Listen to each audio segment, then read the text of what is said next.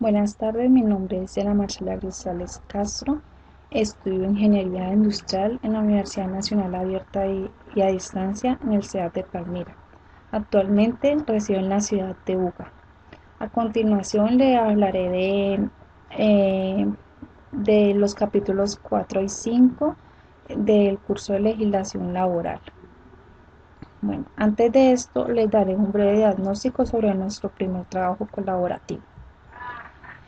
En este se pudo aprender y trabajar sobre cómo podemos elaborar una buena hoja de vida, de cómo es el debido proceso de la contratación en una empresa, desde la afiliación hasta la liquidación que se realiza a un trabajador.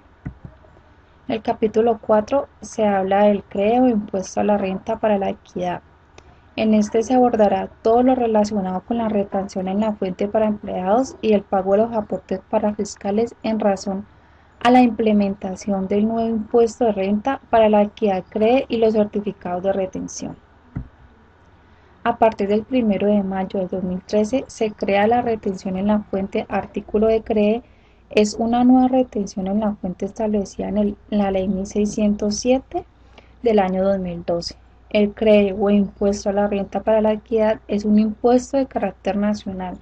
El hecho generador de este impuesto lo constituye la obtención de ingresos que sean susceptibles de incrementar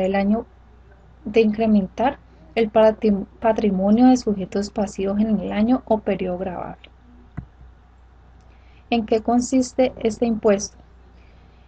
Es el impuesto sobre la renta para la equidad, aporte con el que contribuyen las sociedades y personas jurídicas y asimiladas contribuyentes declarantes del impuesto sobre la renta y complementarios en beneficio de los trabajadores, la generación de empleo y la inversión social, impuesto creado a partir del 1 de enero de 2013. También son sujetos pasivos del impuesto sobre la renta para la equidad las sociedades y entidades extranjeras contribuyentes declarantes del impuesto sobre la renta por sus ingresos de fuente nacional obtenidos mediante sucursales y establecimientos permanentes. ¿Cuál es el monto del impuesto CRE? El impuesto sobre la renta para la equidad se estableció en un 8%, pero actualmente y de forma transitoria hasta el año 2015. Este impuesto será del 9%. ¿Cómo se distribuirá este impuesto a partir del año 2015, o sea, en el actual año? Este impuesto tendrá las siguientes distribuciones.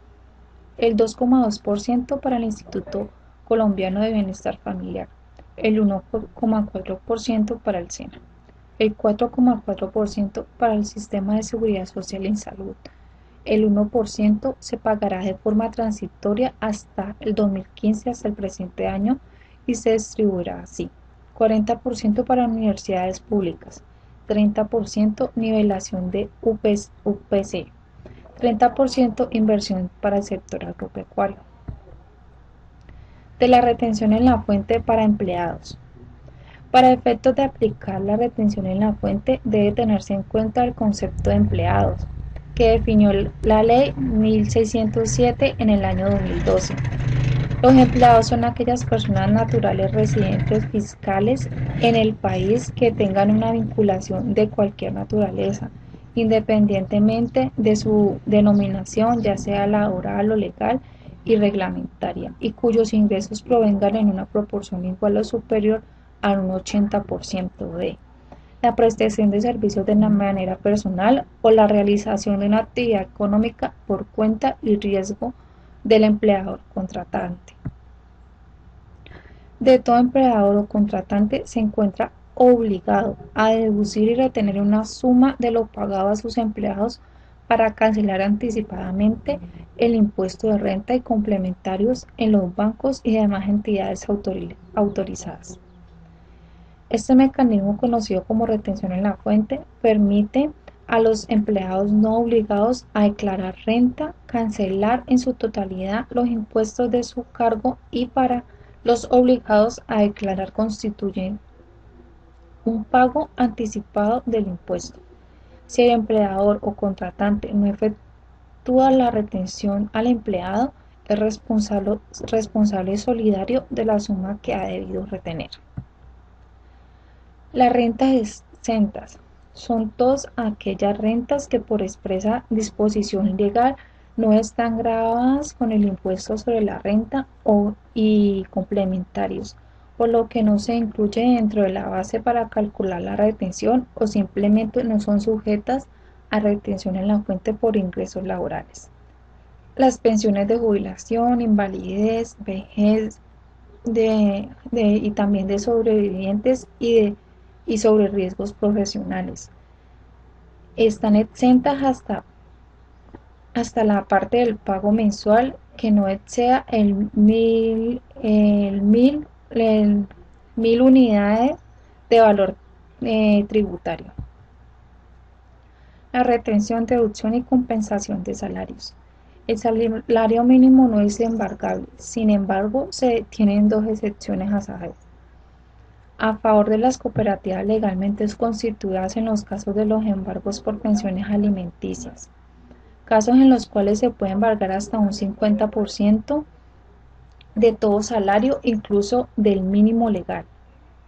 El excedente del salario mínimo solo es embargable hasta un 20% sin importar el monto del salario. Por una demanda por alimentos es necesario tener en cuenta dos tópicos especiales. El primero, el valor del salario mínimo mensual legal vigente al momento de la retención, que el empleador debe descontar al mes la quinta parte del resultado obtenido de restar al salario devengado del mínimo legal. La retención se hace sobre el salario neto devengado, es decir, que si el salario bruto es por 1.200.000 y por retenciones de ley, salud, por ejemplo, un salario neto será de 1.020.000, será sobre este valor que se hace la retención.